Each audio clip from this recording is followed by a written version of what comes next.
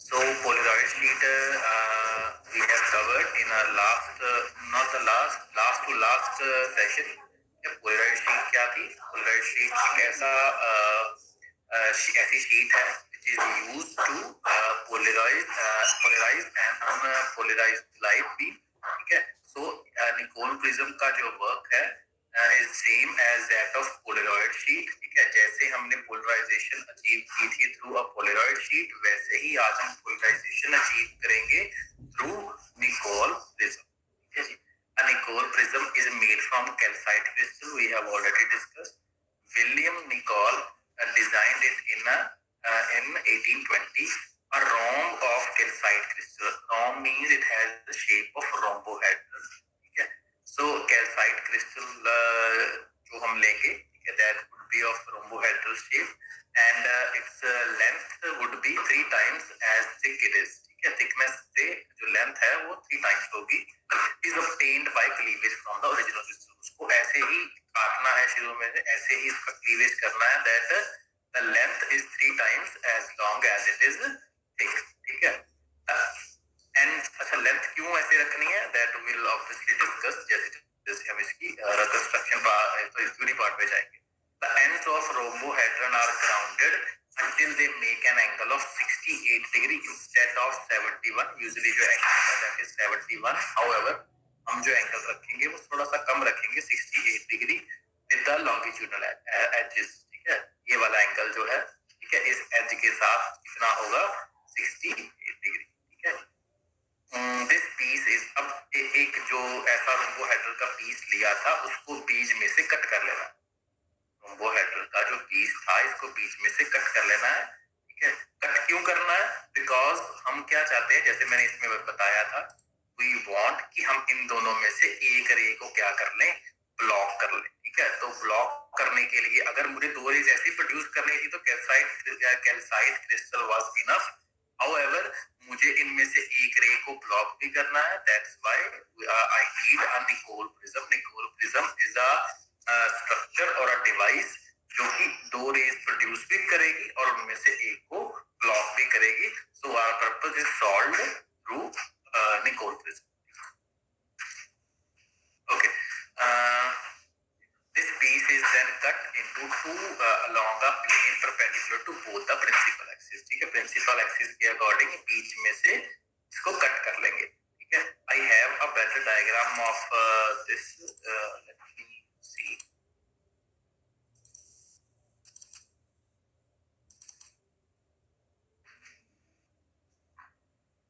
शायद इससे आपको ज्यादा क्लैरिटी में समझ आएगा.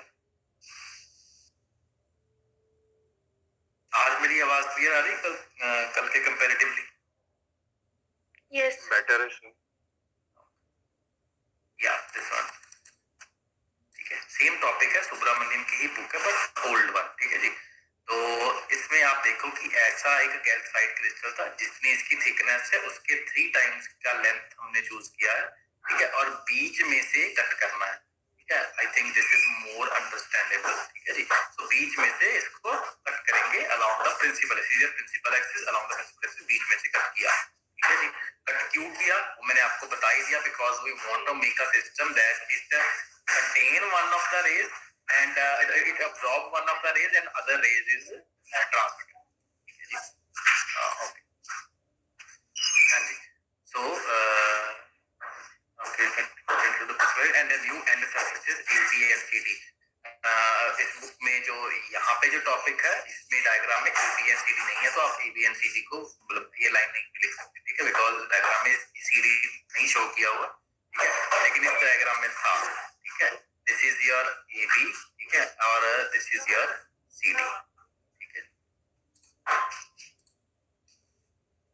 Okay, the two parts of the crystal are then cemented together. ठीक है, दोनों को मैं पहले बीच में से कट कर लिया. अब दोनों पार्ट्स को दोबारा सीमेंटेड टुगेदर का मतलब दोबारा जोड़ा गया. ठीक है, किससे जोड़ा, एक मटेरियल यूज किया व्हिच इज कैनेडा बल्सम.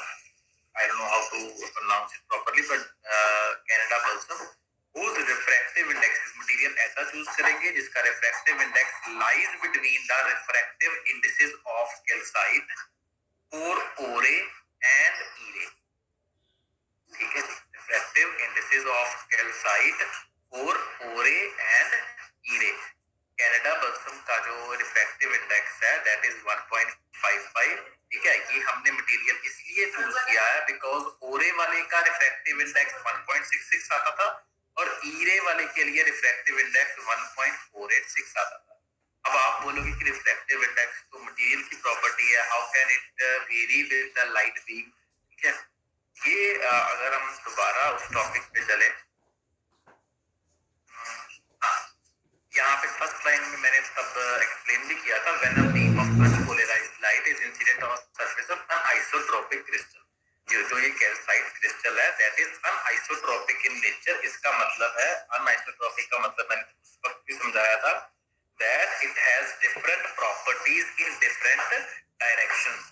अगर इसकी मैं एक डायरेक्शन में ट्रेवल करता हूँ तो मुझे अलग प्रॉपर्टीज मिलेंगी और दूसरी डायरेक्शन में ट्रेवल करूंगा तो अलग प्रॉपर्टी मिलेगी। है क्रिस्टल ही, वैसे क्रिस्टल मटेरियल की ये प्रॉपर्टी होती है that it has same kind of behaviour through out the crystal. So usually crystals are isotropic, but this is an example of anisotropic crystal which has different properties in different directions, ठीक है। तो different property in different direction का मतलब ये है कि ओरे अलग डायरेक्शन में जा रही है और ईरे अलग डायरेक्शन में जा रही है। अगर अलग अलग डायरेक्शन में two light rays are traveling, it means they will see or they will behave as if the refractive index is different for both of them, ठीक है। तो ओरे के लिए refractive index ज्यादा होगा which is 1.66 and ईरे के लिए refractive index it will feel little less which is 1.486, ठीक है। इसी चीज को दोबारा वो एक्सप्लेन करेगा। The position of the optic axis, तो ये वाली ऑप्टिक एक्सिस है, ठीक है। Okay, the refractive index for E ray depends upon the direction in which E ray is propagating in the crystal. किसी भी this line is also true for the O ray, ठीक है। सो ओरे हो या ईरे हो, उसकी रिफ्रैक्टिव इंडेक्स किस पे डिपेंड करेगा, that in which direction the ray is propagating, because the crystal you are using is an anisotropic crystal, ठीक है जी। जब हम इस टॉपिक को पूरी कवर करेंगे then you will know कि why do we wanted an anisotropic crystal, ठीक है जी। The difference between refractive index between Ore and that ray, that for E ray goes on increasing with the angle between the two rays in the crystal। इस तरह अगर मैं यहाँ पे देखूं तो O और ईरे में जो एंगल है वो अराउंड 30-40 डिग्री होगा, ठीक है। लेकिन जैसे जैसे ये एंगल बढ़ता जाएगा और उन दोनों का रिफ्रैक्टिव, ऑब्वियसली क्रिस्टल की जो अनाइसोट्रोपिक नेचर के कारण इन दोनों के बीच का जो रिफ्रैक्टिव इंडेक्स है, वो डिफरेंस है, वो भी इंक्रीज होता जाएगा, ठीक है जी।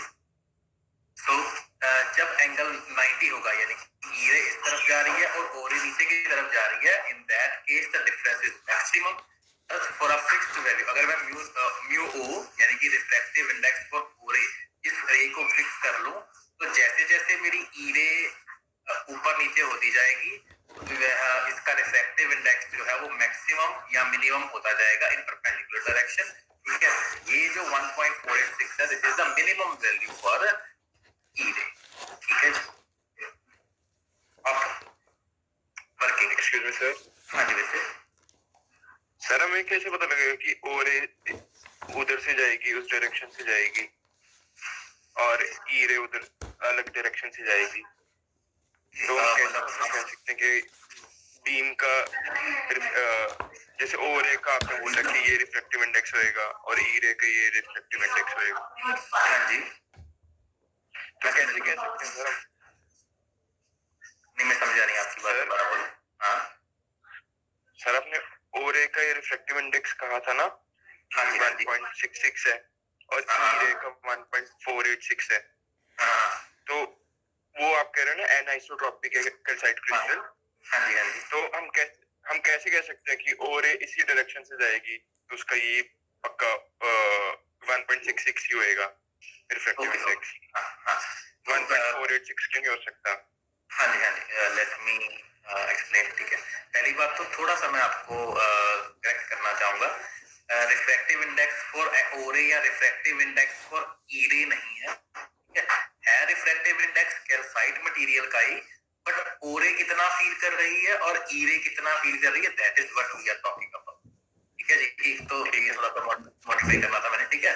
सेकंड ऑन योर क्वेश्चन कि आपने पूछा कि मुझे हमें कैसे पता चलेगा कि ओरे कौन सी है और ईरे कौन सी है, इज दैट राइट? और आप कुछ और पूछ रहे थे कि सर मैं ये पूछ रहा हूँ कि ओरे हमें पता कैसे चलेगा कि ये डायरेक्शन से जाएगी और ये रिफ्रैक्टिव इंडेक्स उसको मिलेगा क्रिस्टल? ओके, बेसिकली बच्चे क्या हो रहा है, ये अगर इस डायग्राम को देखो ना, ठीक है, तो आपको डायरेक्शन की जो नॉलेज है वो यहाँ से मिल रही है, ठीक है। फ्रॉम दिस पॉइंट आपको ऑब्वियसली 2 बीम्स मिल रही हैं, तो यू नो कि एक इस तरफ से आ रही है और एक इस तरफ से आ रही है। हाँ जी sir. Because such type of जो ऐसा क्रिस्टल होगा ना वो ट्रांसपेरेंट होगा, उसमें ये यहाँ से 2 बीम आपको दिखाई देंगी, ठीक है जी। तो लाइट है, लाइट यू कैन सी, ठीक है, तो उसमें कुछ ऐसा नहीं है कि अंदर ही कुछ हो रहा है, ठीक है। अगर एक बीम से 2 बीम निकल रही है तो यू विल ऑब्वियसली सी, जैसे आप प्रिज्म में देख सकते हो ना, हाँ, तो वैसे ऑब्वियसली यू विल सी। हाँ, ये नहीं पता चलेगा कि कौन सी ओ के ऊपर ओ तो लिखा नहीं होगा और ई के ऊपर ई लिखा होगा, that is for our knowledge कि हमने उन दोनों को डिफरेंशिएट कर लिया है, ठीक है, समझे बात? Yes sir.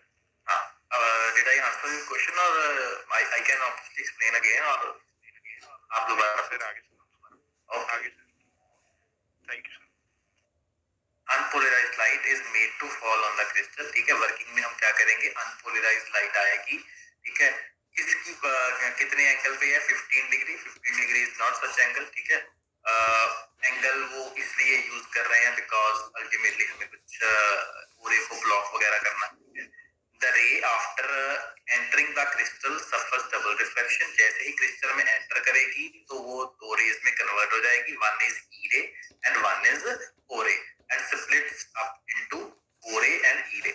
The 2 rays with their direction of vibration as shown in this figure, ठीक है। The value of the refractive indices and angle of the incidence at the Canada balsam layer are such that E ray is transmitted and O ray is internally reflected, ठीक है।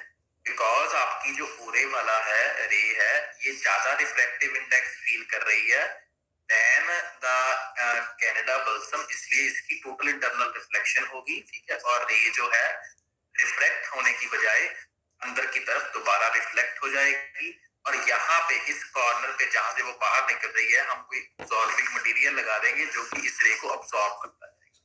I am repeating again that when the unpolarized light enters the calcite crystal or the Nicol prism, you can say, it will obviously convert itself into E ray and O ray, and because the refractive index of O ray is the refractive index for O ray is such that it is more than the Canada balsam, that is why it will get the total internal reflection and the ray will not get the refracted forward, ठीक है। और इस case में यहाँ पे will have an absorbing material which will absorb this O ray and only E ray will pass through it. Its refractive index is less and obviously total internal reflection also depends upon the angle, ठीक है। तो angle भी इसका वैसा नहीं है कि internal reflection हो, ठीक है। तो इस केस में क्या होगा, आपकी जो जो E ray है that will pass through it and obviously that would be the light that we need, that is plane polarized light. Now to study the value of refractive index and the angle of incidence at the Canada balsam, दोनों चीजें depend करती हैं, ठीक है। E ray O ray का angle भी ऐसा है, आपने पढ़ा है +2 क्लास में, that to obtain total internal reflection angle is very important, ठीक है। एंगल भी वैसा है और इसका रिफ्रैक्टिव इंडेक्स भी वैसा है, that E ray is transmitted and O ray is internally reflected. The phase where O ray is incident is blackened so that O ray is completely absorbed, ठीक है। Thus we get the plane polarized E ray coming out of Nicol prism and thus Nicol works as a polarizer, इसलिए इसको as a polarizer भी हम बोल सकते हैं कि ये एक polarizer है, ठीक है। Anybody any question?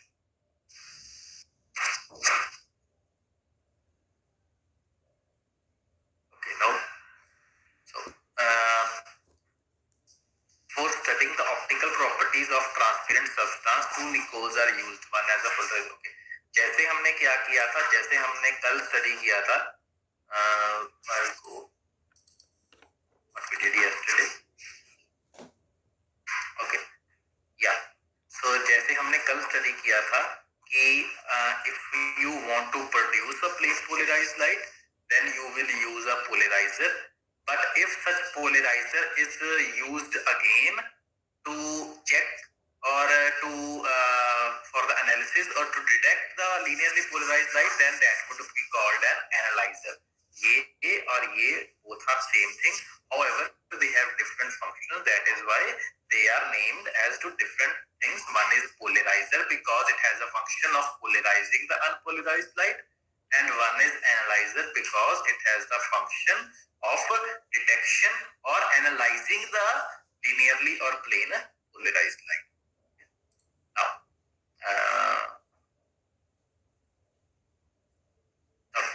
so same thing will be appearing in Nicol prism. Basically, there are two Nicol prisms. One is polarizer and other one would be called analyzer. अगर दोनों को मैं पैरेलल रखूंगा, in that case जो रे इससे पास हो गई थी वो obviously दूसरे से भी पास हो जाएगी, ठीक है? तो सिमिलरली वो पास हो गई, ठीक है? ई रे यहाँ से भी ई रे थी, यहाँ से भी ई रे थी, ठीक है? लेकिन अगर मैं इस क्रिस्टल को one thing I want to apologize for the clarity of the picture and I'll provide the better clarity PDF, ठीक है? Yeah, if we rotate this analyzer, उस केस में क्या होगा? ये जो because जो आपका जो आप ई रे है, अब यहाँ से आई है, ठीक है? वो डिफरेंट डायरेक्शन में ट्रेवल करेगी. इस डायरेक्शन में जब वो इस डायरेक्शन में ट्रेवल करेगी तो उसका रिफ्रैक्टिव इंडेक्स भी ज्यादा हो जाएगा और उसका एंगल भी वैसा हो जाएगा कि ये रे क्या हो जाएगी इस क्रिस्टल से टोटली इंटरनल रिफ्लेक्टेड वैसा, ठीक है? अगर मान लो यहाँ से मैं इस क्रिस्टल को रोटेट कर देता हूँ और तो ई रे भी इसी एंगल से आएगी, तो वो सेम रिफ्रैक्टिव इंडेक्स फील करेगी, ठीक है? Because the refractive index is the property of material, ठीक है? उसमें ये नहीं है कि ई रे ही नहीं फील, ओ रे ही फील कर सकती है रिफ्रैक्टिव इंडेक्स एंड ई रे कैन फील इट, ठीक है? तो अगर मेरा एंगल चेंज हो गया, ये जो इंसिडेंस एंगल है, तो ई रे would feel the total internal reflection, ठीक है? और ई रे जो है वो ओ रे बन जाएगी. ऐसा मतलब हम एक एनालॉजी तैयार करेंगे, ठीक है? When the two Nicol prism P and A are placed adjacent to each other as shown in figure this, one of them acts as a polarizer and the other one acts as a analyzer. If unpolarized ray of light is incident on Nicol prism, a linearly polarized E ray emerges from P with its vibration direction lying in the principal section of P. Yes. तो इस direction में इसकी vibration है, ठीक है? If we place a analyzer, then the phase where O ray is incident is blackened so that O ray is नहीं था. The state of polarization of light emerging from polarizer P can be examined with another polarizer A, which for convenience is called analyzer. Okay, let now this ray be incident on a second Nicol prism, which is our analyzer, which is same as the polarizer. However, because it has a function of analyzing, that is why it is called analyzer, whose principal section is parallel to P. If the analyzer is kept parallel to the polarizer, in that case the E ray would pass directly through it and no hindrance will be observed. If the Nicol prism A is rotated, now if we rotate the Nicol prism, in that case the intensity of E ray decreases in accordance with the Mellus law. Yesterday we studied the Mellus law, in which we have studied that the intensity of light coming from the analyzer depend upon the angle which the analyzer makes with the principal axis, ठीक है? When its principal section become perpendicular, अगर angle ऐसा है that the analyzer is perpendicular to the polarizer, in that case the E ray will be vibration the ray emerging from P and incident ray will be perpendicular, and in that case the E ray would behave as O ray and obviously it will get total internal reflected, and then the absorber will absorb such a type of radiation. intensity of light intensity will become maximum when its principal section is again parallel. तो similar जैसे हमने plane polarised light के लिए कल किया था वैसे ही आज करेंगे. अगर आपका ये दोनों पैरेलल है इंटेंसिटी मैक्सिमम है, अगर परपेंडिकुलर है तो इंटेंसिटी मिनिमम है, और मिनिमम बोल लो या जीरो बोल लो, जीरो इंटेंसिटी है. अगर बीच में कहीं एंगल है तो intensity will varies according to Malus law. ठीक है जी. सो अब effect of polariser on light of different polarisation. अलग अलग लाइट के लिए पोलराइजर क्या करेगा. अगर तो अनपोलराइज्ड लाइट है तो पोलराइजर उसको पोलराइज कर देगा. If unpolarised light is incident on a polariser it transmits half the intensity of light incident on it. The transmitted light stays constant in intensity on the rotation of polarizer. ठीक है. तो polariser को light polarise हो जाएगी, however उसकी intensity जो है वो हाफ हो जाएगी. And even if you rotate the polariser intensity जो है वो चेंज नहीं करेगी. ठीक है. इफ पार्शियली अगर partially polarised light is incident on the polariser, अगर लाइट जो है वो पहले से ही पोलराइज्ड है, ठीक है, थोड़ी बहुत partially polarized है, in that case the intensity of transmitted light depends upon the transmission axis of the polarizer. ठीक है. उस केस में क्या होगा, आपकी जो इंटेंसिटी है वो लाइट की वो वेरी करेगी if you rotate the polariser. ठीक है जी. ऐसे जो छोटे छोटे एक्सपेरिमेंट है, such type of experiments are there on YouTube. Obviously we can see it, maybe tomorrow we'll see it. ठीक है. तो अगर तो लाइट अनपोलराइज्ड है, इन दैट केस आपकी लाइट पोलराइज हो जाएगी when it passes through the polariser and the intensity does not change when we rotate the polariser.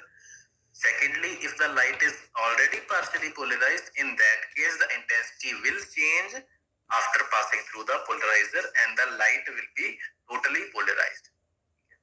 If the light is already plane polarized, if the light is already plane polarized and then it again passes through the polarizer, in that case the polarizer will work as an analyzer and the intensity will be maximum and zero between one rotation.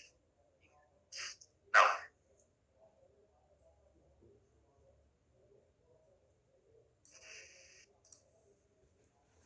when circularly polarized light, okay, this is little difficult to understand, however we'll see. When circularly polarized light is incident on the polarizer, the transmitted light remains constant in intensity on rotation of the polarizer. Okay. Light is already circularly polarized, okay, then it is incident on the polarizer. Is saying so in such case the transmitted light remains constant in intensity on rotation of the polarizer. So आप polariser को जितना मर्जी rotate कर लो उसकी intensity को कोई फर्क नहीं पड़ेगा. ठीक है. क्यों कोई फर्क नहीं पड़ेगा? बिकॉज आपने पढ़ा था कि जो सर्कुलरली पोलराइज्ड लाइट है उसमें डायरेक्शन जो है वो हमेशा चेंज होती ही रहती है. ठीक है. And if you are keeping a polariser in front of it, तो मान लो एक डायरेक्शन में पोलराइजर अगर पोलराइजर की transmission axis is along the x axis, तो वो एक्स वाली को ब्लॉक कर देगा, बाकी को जाने देगा. ठीक है. तो इंटेंसिटी वैसे रहेगी. अगर वाई की तरफ है तो वाई वाले को ब्लॉक करेगा, बाकी को जाने देगा. ठीक है. तो इंटेंसिटी जो है वो चेंज नहीं करेगी इन सच केस. ठीक है. सिर्फ क्या होता रहेगा कि एक रे कभी ब्लॉक होगी, कभी दूसरी ब्लॉक होगी, और obviously you can not see all the components. That is why आपको कोई दिखने में कोई फर्क नहीं लगेगा और आपको लगेगा कि लाइट जो है वो नॉर्मल लाइट ही चल रही है. ठीक है. तो सर्कुलरली पोलराइज्ड लाइट जो है इन सच केस आपको कोई भी फर्क जो है वो दिखाई नहीं देगा when it passes through the polariser. ठीक है जी. Intensity will always be same. ठीक है. इंटेंसिटी कम होगी, माइंड इज इंटेंसिटी कम होगी but will always be same. ठीक है. क्योंकि वो एक कंपोनेंट को हमेशा ब्लॉक करता रहेगा, और क्योंकि वो एक ही कंपोनेंट को हमेशा ब्लॉक करता रहेगा तो सारे कंपोनेंट्स की जो मैग्नीट्यूड है वो तो सेम ही है. तो यू विल नेवर नो कि कौन सा कंपोनेंट ब्लॉक किया, आपको इंटेंसिटी हमेशा सेम ही रहेगी. When elliptically polarized light is incident on the polarizer, the transmitted light varies in intensity. अब elliptical वाले में हमने पढ़ा था कि the magnitude does not remain same. इसमें भी because magnitude same नहीं रहता, उस केस में क्या होगा, आपकी जब लाइट पास करेगी, अगर इसने बड़े मैग्नीट्यूड वाली को ब्लॉक कर दिया तो इंटेंसिटी ज्यादा कम होगी, अगर छोटे मैग्नीट्यूड वाले को ब्लॉक किया तो इंटेंसिटी कम होगा। When elliptically polarized light is incident on the polarizer, the transmitted light varies in intensity from a maximum value Imax to minimum value Imin on rotation of the polarizer occurs when the transmission axis of the polarizer coincides with the semi-major। अगर semi major axis के साथ उसका coincide हो गया, ठीक है, in that case आपको क्या मिलेगा, आई मैक्सिमम मिलेगा एंड सिमिलरली आई मिन मिलेगा, it coincides with the semi minor axis। ठीक है जी, so this is all for today.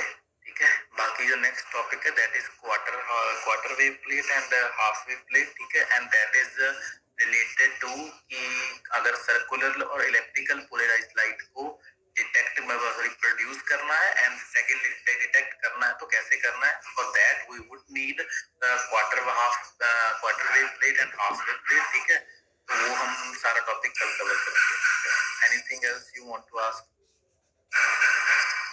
Sir एक बार दोबारा ब्रीफली समझाना, निकोल वाला वो और एक कैसे बेंड हुई थी इन रिफ्लेक्शन, ये वाला? Yes sir. पूरे बच्चे कैसे बेंड हुई मतलब? ये दोबारा एक मिनट समझा दो सर, वो नेटवर्क लैग कर गया था उस टाइम।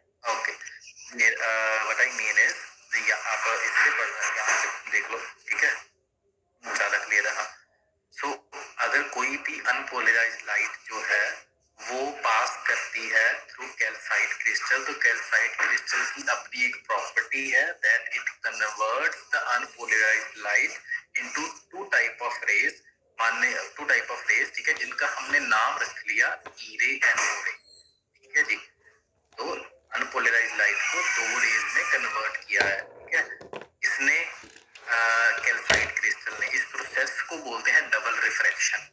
ठीक है, जैसे प्रिज्म, अगर आप इसकी एग्जांपल प्रिज्म, जैसे प्रिज्म क्या करता है, वो एक व्हाइट लाइट को अलग अलग वेवलेंथ के कॉरस्पॉन्डिंग डिस्पर्स कर देता है, रिफ्लेक्ट कर देता है। सिमिलरली कैल्साइट क्रिस्टल की प्रॉपर्टी है कि ये क्या करता है कि अनपोलराइज्ड लाइट को ई रे और ओ रे में डिफरेंशिएट करके उन रेज को अलग अलग कर देता है। ठीक है जी, सेम थिंग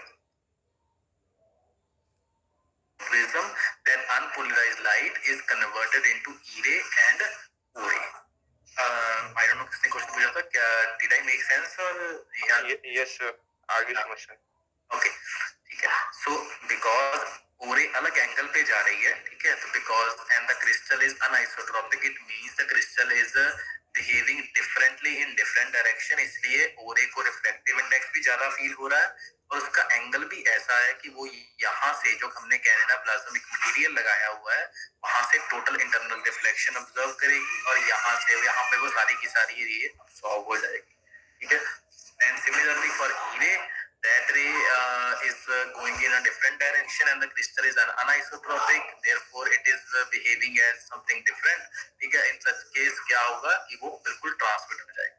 ठीक है, ये ओ रे या ई रे की प्रॉपर्टी नहीं है, that is the property of calcite crystal. अगर यही ई रे मैं अलग एंगल पे डालूं और यहाँ से ई रे आ रही हो इस डायरेक्शन में, इन दैट केस ई रे भी ओ रे की तरह उतना ही रिफ्लेक्टिव इंडेक्स फील करेगी और ई रे भी यहाँ से क्या हो जाएगी, टोटल इंटरनली रिफ्लेक्टेड।